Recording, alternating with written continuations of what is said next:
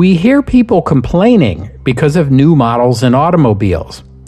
If it were not for these new models, these same people would be paying more for what they have. The law of economy and mass production enters here. We are permitted to turn out cars in volume because there is a market for them. If automobile owners could not dispose of their cars to a lower buying stratum, they would have to wear out their cars, with a consequent tremendous cutting in the yearly demand for automobiles, a certain increase in production costs, and the natural passing along of these costs to the buyer. If everyone were satisfied, no one would buy the new thing because no one would want it. The ore wouldn't be mined, timber wouldn't be cut. Almost immediately, hard times would be upon us. You must accept this reasonable dissatisfaction with what you have and buy the new thing, or accept hard times. You can have your choice. Charles Kettering, director of General Motors Research Laboratories, in a January 1929 article entitled, "Keep the Consumer Dissatisfied." Welcome to the history of the 20th century.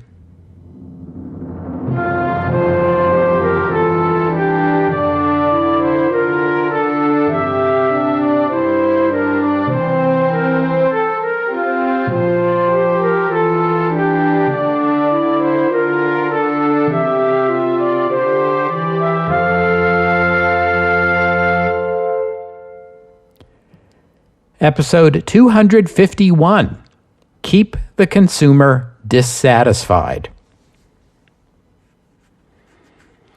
During the 50-year period from 1870 to 1920, the population of the United States approximately tripled.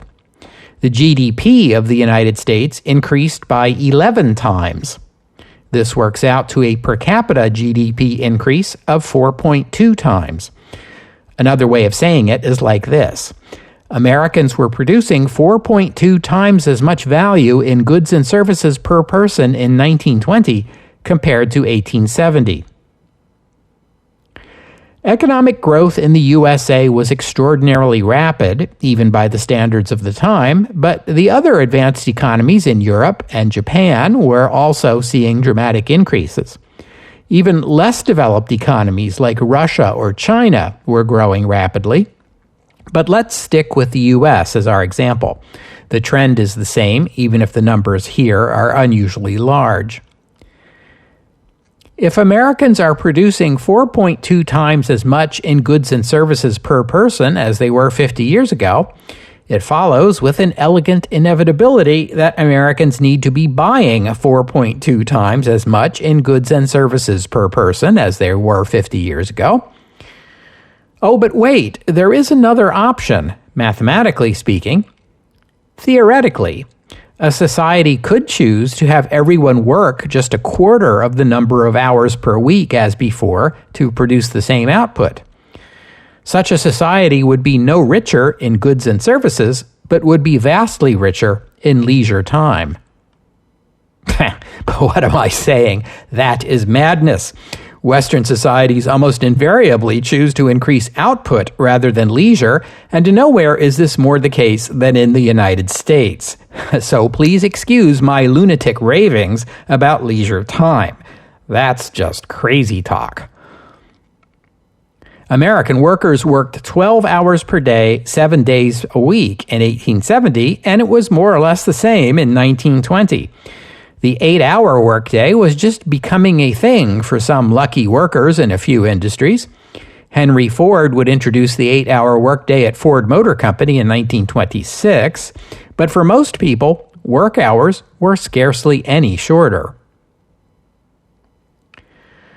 For most of human history, most human beings consumed only the basic necessities of life: food, clothing, shelter. Other purchases were rare, or at best occasional. A tool, a pot or pan, a chair. But with modern manufacturing, with its assembly lines and interchangeable parts turning out more goods faster than ever before, The willingness of ordinary people to buy more goods faster than ever before becomes equally important. Hence the development of the quote-unquote consumer as a topic of study, both for the economist and the business manager seeking to increase sales. The use of the word consumer in this sense is a 20th century development.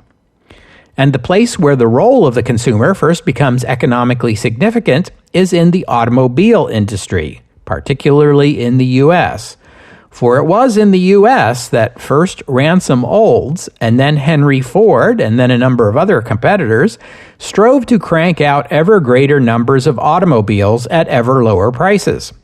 I talked about the early days of the automobile and the automobile business in episode 57, but here's the thing. How long can you keep this up before something gives?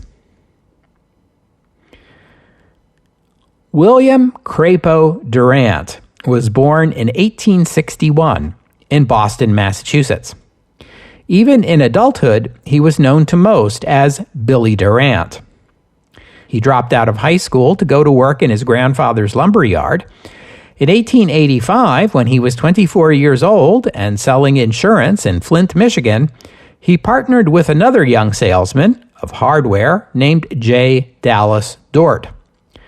Durant and Dort purchased for $1,500 a patent for a new design of horse-drawn cart with a spring suspension that gave an uncommonly smooth ride, and opened the Flint Road Cart Company, later known as the Durant-Dort Carriage Company. Dort was in charge of getting the carts built. Durant traveled the Midwest, recruiting dealers to sell the carts, and had orders for more than 600 of them in hand before the first one was ever built. Durant embraced the new American style of business management, vertical integration. Instead of buying parts from other manufacturers, he bought the other manufacturers, and the company employed mass production techniques. It built 4,000 carts in its first year and expanded from there. By the beginning of the 20th century, the company was producing 400 carts every day. It had become the largest manufacturer of carts and carriages in the United States, with a nationwide network of dealers, and Billy Durant was a millionaire at the age of 40. The company owned multiple manufacturing facilities, and Billy Durant moved the company headquarters to New York City. He had no production facilities in New York, but Durant didn't see himself as a cart manufacturer. He saw himself as a wheeler and dealer, a builder of business empires, more of a J.P. Morgan than a Henry Ford. He also saw the rising popularity of the automobile and recognized the threat it posed to a company that made horse-drawn carts. In 1904, the company took control over a small automobile manufacturer in Flint, the Buick Motor Company, founded by David Buick, a Scottish-born engineer whose company was then in bankruptcy. Durant applied to Buick the same management techniques that had made Durant-Dort a success. He remade the company from a small operation that had produced only 16 cars a year into a mass production machine that was producing thousands. He bought up Buick suppliers and moved their operations to Flint. By 1908, Durant had turned Buick around, and it had edged out Oldsmobile, Maxwell, and even Ford to become the number one producer of automobiles in the United States. He was now convinced that the potential market for automobiles was enormous. But instead of upscaling Buick into a bigger and bigger company that could produce ever more cars, as Henry Ford was doing with his own company, Durant conceived a different business strategy, buying up a number of different car companies and operating them all under one corporate umbrella.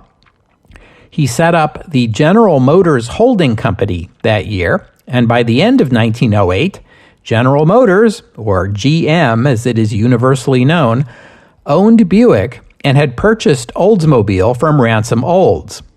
In 2 more years, GM acquired 8 more car companies by swapping stock, including the Cadillac and Oakland brands, as well as 3 truck companies and 10 parts suppliers. But Durant grew his conglomerate too big, too fast. In 1910, a recession caught GM in a cash crunch.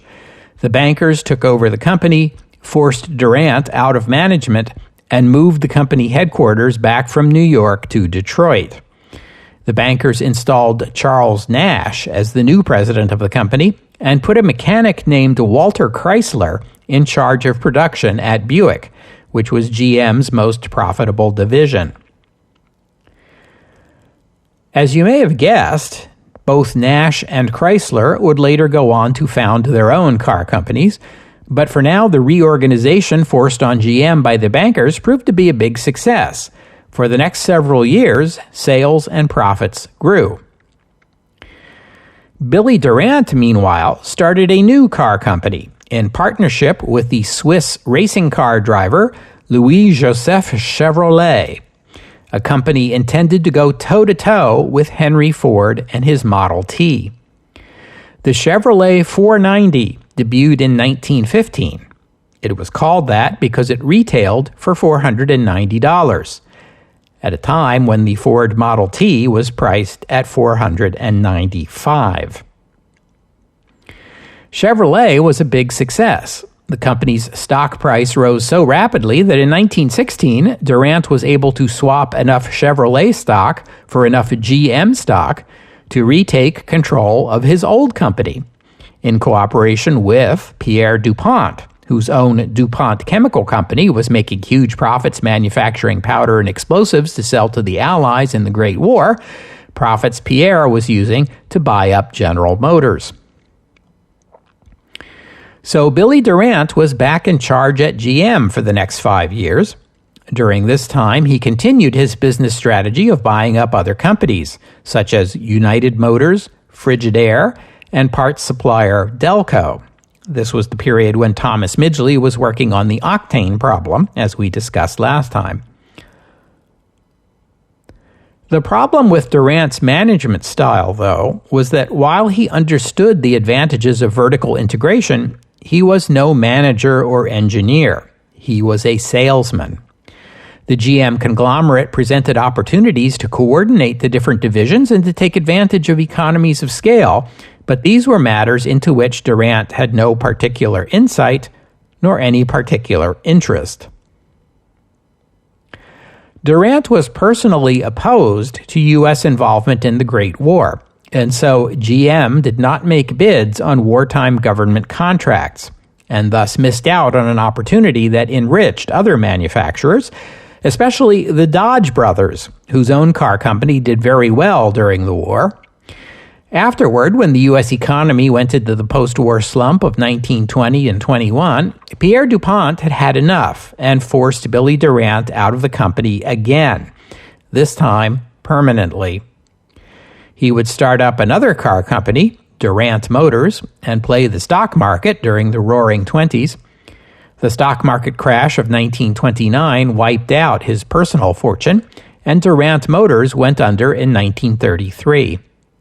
Afterward, he lived off a pension from General Motors and explored other business ventures, but he never duplicated the successes of his younger years. He died in 1947 at the age of 85. GM's vice president, Alfred Sloan, was elevated to president of the company 2 years later in 1923. By that time, GM was already getting reorganized according to Sloan's vision of the company. Sloan was a very different manager from Durant. He had a degree in electrical engineering from MIT and championed financial analyses as an aid to rationalizing and managing GM's far-flung operations, with the assistance of Boss Kettering, whom we have already met. Under Sloan and Kettering's guidance, GM would surpass Ford to become the largest car maker in the world. Under Sloan, GM's various divisions began using more standardized parts to take fuller advantage of GM's economies of scale.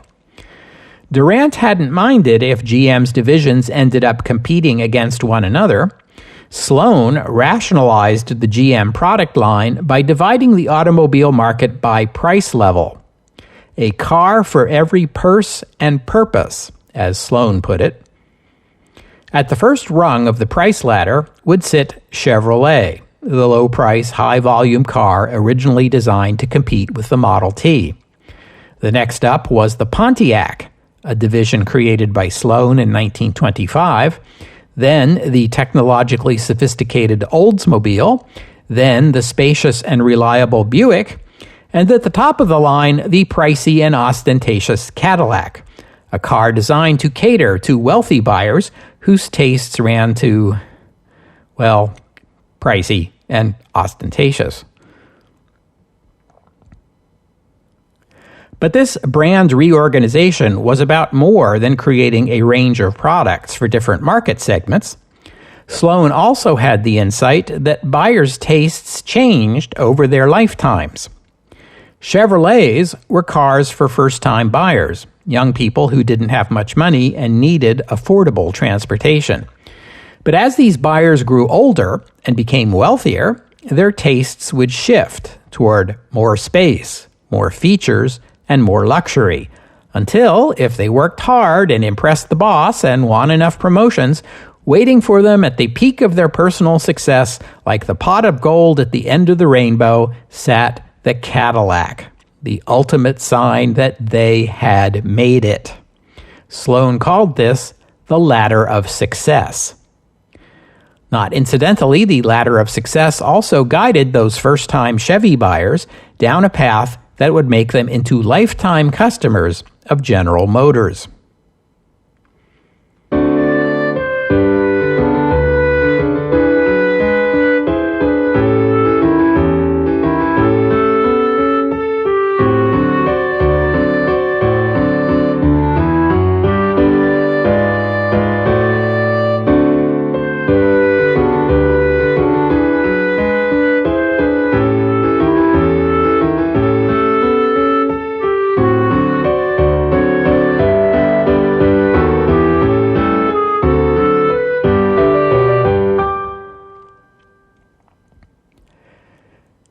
During the period that first Durant and then Sloan were building GM into the corporate behemoth it would become, Henry Ford's Ford Motor Company was already a behemoth, flooding America's streets and highways with Model Ts, a staggering 1/2 of all cars in the nation. Model Ts were cheap and popular, though not nearly as reliable as cars would later become. In an era when auto mechanics were few and far between, Model T owners, by necessity, had to become knowledgeable about the maintenance and repair of their vehicles. The year 1915 saw the publication of an entire book, Funny Stories About the Ford, which was a collection of humor and satire about the Model T. I can't resist reading to you one example, this a parody of the 23rd Psalm. The Ford is my auto, I shall not want another. It maketh me to lie down beneath it. It soureth my soul. It leadeth me into the paths of ridicule for its namesake. Yea, though I ride through the valleys, I am towed up the hill. For I fear much evil. Thy rods and thy engines discomfort me. I anoint my tires with patches, my radiator runneth over. I repair blowouts in the presence of mine enemies. Surely, if this thing followeth me all the days of my life, I shall dwell in the bug house forever. With Ford producing ever more Model Ts for ever lower prices, the machines swamped the United States. By the 1920s, cars were commonplace, especially Model Ts, to the point where many wondered if the market had become saturated. City streets especially had become flooded with the new machines. Before 1920, city streets had been considered public spaces, filled with horses, wagons, street vendors and their pushcarts, children playing, and of course, pedestrians. No one in the year 1901 believed, for example, that a pedestrian had a duty to look out for vehicles. The ethic of the city street was you were supposed to be reasonably courteous, not get in anyone else's way, and wait your turn when the street got crowded. And of course, no one was supposed to bump into anyone, let alone knock them over or hurt them. Pedestrians didn't walk into carts or horses, and they expected carts and horses not to walk into them. But as automobiles became increasingly common, so did pedestrian injuries and fatalities.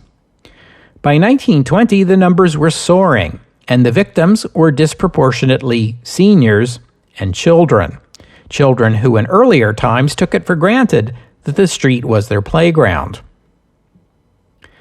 In those earlier years, when the automobile was still considered a luxury item, the idea of rich people zipping through city streets, running down innocent children and respected senior citizens, angered most people, and there were calls for legal action, including proposals to require automobiles to include governors that would limit the speed of the vehicle to 25 miles per hour. The car industry was horrified by such talk, and it and its local dealers fought tooth and claw against any such restrictions.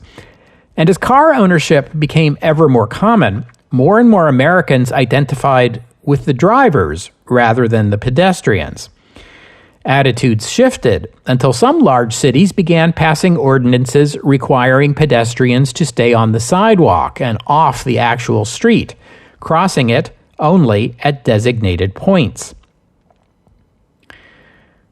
There was no city in the world denser with automobiles than Los Angeles, which by 1925 had one motor car for every 2 residents, a staggering ratio. That year, LA enacted a particularly strict ordinance requiring pedestrians to stay on the sidewalks and only cross streets at crosswalks under penalty of a stiff fine. In 1928, Herbert Hoover's Department of Commerce issued a model traffic ordinance based on the one in Los Angeles, which was soon embraced and adopted across the country. Ordinances are one thing, but changing public behavior requires more. The automotive industry and the American Automobile Association sponsored school safety programs to teach pedestrian safety to school children. Of course, these programs criticized and mocked those who disobeyed the rules and strayed into the street. The industry took the position that pedestrians injured or killed on city streets were themselves to blame. A 1924 parade in New York City included a clown and a Model T. The joke was that every so often the Model T would come up behind the clown and knock him down.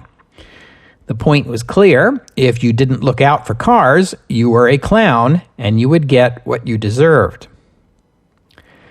In the slang of the time, the word jay meant a rube, a hayseed, an unsophisticated country bumpkin. By the 1920s, the term jaywalker, 2 words, started to become common, promoted by the automobile lobby. It meant an unsophisticated person who didn't know the proper way to walk in the big city. By 1930, it was more commonly seen as one word, as in jaywalking, a word that conveyed the principle that conduct considered perfectly normal and proper a generation ago was now considered foolish, dangerous, and was in fact illegal. Increasing numbers of automobiles posed another challenge for law enforcement: automotive theft. Automobiles were valuable possessions. Even Model Ts were worth something. That made them potential targets for thieves, and automobiles are unique among stolen property in that the stolen goods themselves provide the means by which the thieves make their getaway. The first automobiles were so hard to start that the idea of including some mechanism to prevent people from starting them would have seemed like a joke. Early Model Ts needed a key to start, but these keys came in only 2 types, one with a round shank and the other a square shank. By 1919, Ford offered an optional lock, but even these had only 24 possible pin combinations, which posed no challenge at all to any halfway dedicated car thief. The two American cities that saw the most car thefts were Los Angeles and Detroit. The former because it had more cars per capita than anywhere else, the latter because it was full of automobile industry workers who knew the ins and outs of the cars they assembled. By 1920, it was estimated that 1 out of every 10 cars sold in the United States would eventually be stolen. Stolen cars could then be used to commit other crimes like burglary, kidnapping, and of course, the ever-popular rum running. The ubiquitous Model T was a popular target because it was easy to disassemble and sell the parts to other Model T owners. Public awareness campaigns suggested car owners scratch their names into the undercarriage or hide a business card inside the upholstery to aid identification. Keep your car in a garage if possible, and please, please, please lock the door and take your key with you, which a lot of people in the 1920s did not commonly do. Restaurant patrons were advised to ask for a table that would allow them to keep their car in view during their meal. Auto theft was expensive, and law enforcement resources were strained.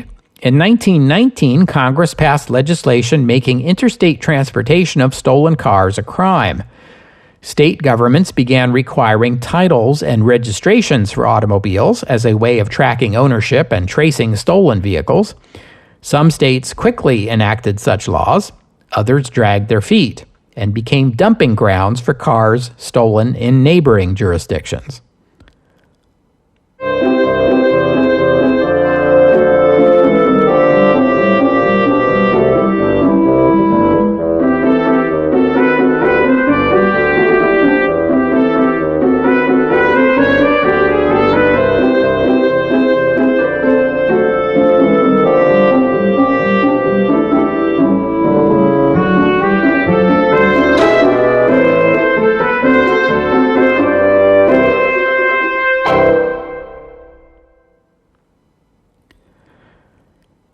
Meanwhile, as pedestrians and automobile titles became more heavily regulated, General Motors grew in sales until it threatened to displace Ford as the world's largest car company, which in fact it did in the early 1930s.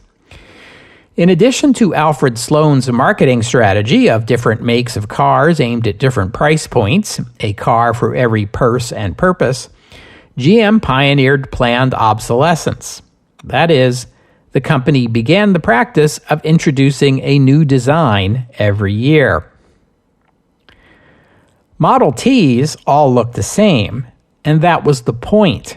Keeping the car the same year after year allowed for economies of scale. It made spare parts and aftermarket add-ons easy to find. Was your Model T a year old or 11 years old? If you took good care of it, who could tell?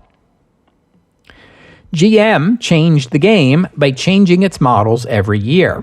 This required a new way of building cars with a body bolted on top of a frame so that you could change the body without redesigning the whole car. They would look different on the outside, even if everything on the inside was just the same. GM designers gave their cars a different shape from the Model T and the other cars of the time. GM cars got longer and lower to the ground. GM added color to their vehicles.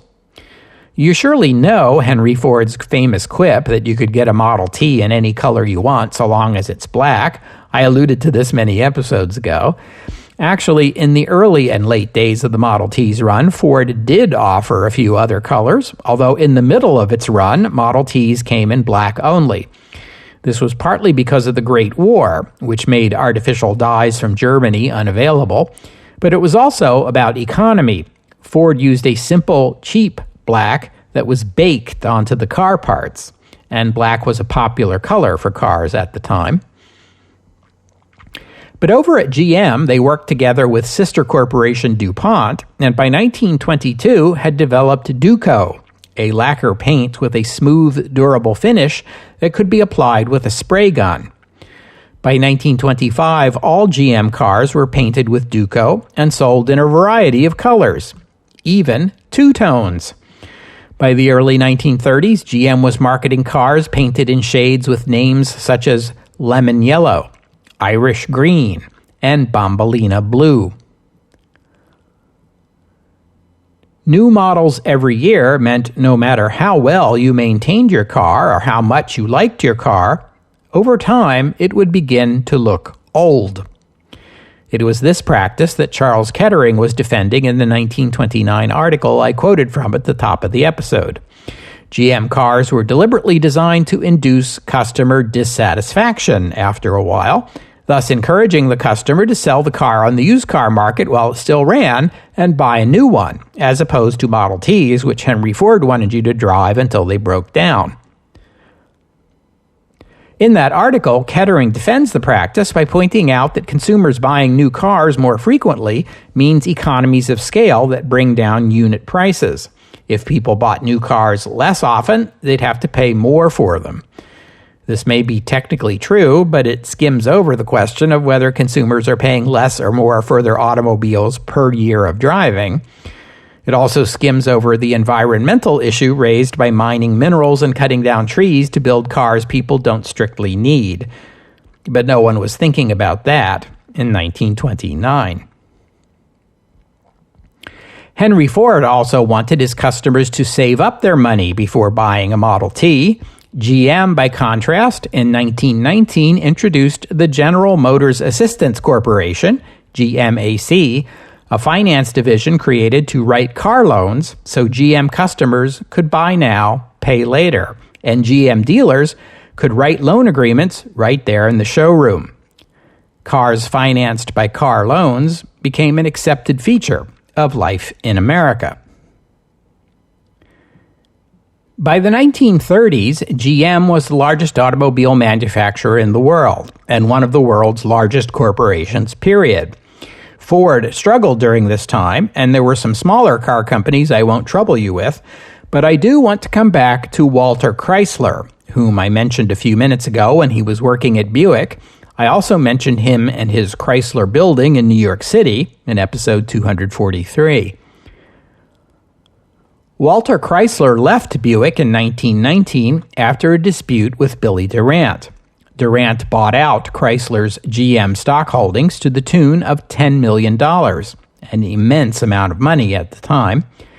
In 1921, Chrysler bought the struggling Maxwell Motor Company and steered it back into profitability. The year 1925 was the final year for Maxwell-branded automobiles.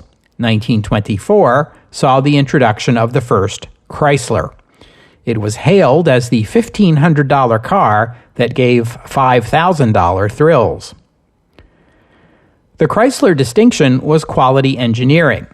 Early Chryslers included such innovations as higher compression, hydraulic brakes, a carburetor air filter, and an oil filter, at a time when most cars lacked these features. Chrysler developed several brands for different buyers, mimicking GM. The original Chrysler was a Buick-level car, with the extra luxurious Imperial for the Cadillac market. The next step down was the DeSoto. Chrysler bought the Dodge Brothers Company and turned it into Chrysler's next lower tier, with the economical Plymouth to compete with Ford and Chevrolet. The company grew rapidly. Walter Chrysler was Time magazine's Man of the Year for 1928. When the Great Depression struck, the Chrysler Corporation adeptly redesigned the Plymouth for the new economy, changing it into an economical car with a sharp look, more power than a Ford Model A, and an attractive sticker price of $535. The story goes that Walter Chrysler personally drove one of the first of these new Plymouths off the assembly line in 1931 and took it over to the Dearborn headquarters of Ford Motor Company, where he dropped in for a pleasant chat with Henry Ford and his son Edsel, then made them a gift of the car and took a taxi home. In the 1930s, Chrysler also surpassed Ford to become the number 2 car company in America. Walter Chrysler died in 1940 at the age of 65. We'll have to stop there for today. I thank you for listening, and I'd especially like to thank Richard for his kind donation, and thank you to Stephen for becoming a patron of the podcast. Donors and patrons like Richard and Stephen help cover the costs of making this show, which in turn keeps the podcast available free for everyone. So my thanks to them and to all of you who have pitched in and helped out. If you'd like to become a patron or make a donation, just visit the website historyofthe20thcentury.com and click on the PayPal or Patreon buttons. The podcast website also contains notes about the music used on the podcast. Sometimes it's my own work, sometimes it's licensed, but many times the music you hear here is free and downloadable. So, if you hear a piece of music on the podcast and you would like to know more about it, including the composer, the performers, and the link to where you can download it, that would be your place to go. And while you're there, you can always leave a comment and let me know what you thought about today's show. And I hope you'll join me next week on the history of the 20th century as we shift the spotlight to India, a country we last looked at back in episode 223, in which we saw the terrible massacre at Amritsar. In the aftermath, Gandhi retooled his strategy of satyagraha, nonviolent resistance, went to prison, and negotiated with the British Viceroy, much to the irritation of Winston Churchill. Will this lead to independence? Find out next week, maybe, here on the history of the 20th century. Oh, and one more thing. I can't leave you without asking the question many of you are probably pondering already. What the heck happened to Henry Ford? You'll recall that when we last looked in on him in the Great War days, episode 132, he was raising his workers' wages to $5 per day, a generous sum for the time, and had hired a so-called peace ship in a quixotic attempt to settle the Great War himself through private negotiations, and declaring that history was bunk. In 1918, he ran his only political campaign for U.S. Senator from Michigan as a Democrat and a supporter of Woodrow Wilson and the League of Nations. He lost, though only narrowly. These were perhaps quirky acts. You might even call them naive, but you would also have to admit that Henry Ford was displaying an admirable idealism. But later in life, he changed. He became harsh, eccentric, and worse. In 1919, Henry Ford stepped back from the day-to-day management of his company, entrusting it to his only child, his son Edsel, then 26 years old. But in fact, Edsel had very little freedom to lead the company. His dad hung around the office, and virtually every decision had to be approved by him. A year earlier, in 1918, Henry Ford had purchased a small weekly newspaper in his hometown of Dearborn, The Independent. Ford used the paper as a vehicle to disseminate his increasingly right-wing and increasingly anti-Semitic viewpoints. During the 1920s, the paper was distributed in Ford dealer showrooms across America and had a circulation that peaked at 700,000. The Independent blamed the Jews for all the world's ills, from the Great War to the Black Sox scandal to jazz music. Henry Ford discovered the Tsarist Russian anti-Semitic propaganda piece, The Protocols of the Elders of Zion, episode 192, and had it published and distributed in the United States. Ford's anti-Semitic writings were collected into a multi-volume series titled The International Jew. It was popular in Germany, where Nazi Party members hailed it for its insights. Adolf Hitler read Henry Ford's autobiography while in prison, and in his own book, Mein Kampf, praised Ford as the only prominent American not under Jewish influence. On Henry Ford's 75th birthday, July 30th, 1938, the German government awarded him its highest civilian honor, the Grand Cross of the German Eagle. By that time, however, Ford had renounced his anti-Semitic views in the face of a lawsuit, regular condemnation from the Anti-Defamation League, and a boycott of Ford automobiles. He had shut down the Dearborn Independent in 1927. By the time of the Great Depression, the Ford Motor Company couldn't afford a boycott in addition to all its other troubles. The company steadily lost market share to GM and Chrysler throughout the 1920s and 1930s. Ford stubbornly stuck with the Model T, which by 1925 was selling for as little as $260, but even so struggled to compete with cars that offered more features. Ford finally agreed to discontinue the Model T in 1927, after a run of 19 years and 15 million vehicles. The company retooled to produce the new Model A, which, in response to market demand, was available in multiple styles and colors. Henry Ford had also hired a thuggish man named Harry Bennett to head up Ford's service department, a euphemism for company security. Bennett hired football players, boxers, and Detroit gang members to work for the service department, which used force and intimidation to keep company employees in line. During the 1930s, the peak period of unionization in U.S. history, Ford Motor Company fought the unions viciously. Meanwhile, Edsel Ford remained marginalized, hardly getting credit even when he did contribute something to the company. He had pushed for the Model A and for the acquisition of the Lincoln Motor Company, which gave Ford a toehold in the luxury car market dominated by Cadillac. Henry Ford opposed U.S. entry into the Second World War. Ford owned a subsidiary in Germany, which continued to operate during the war. Of course, the same was true of General Motors.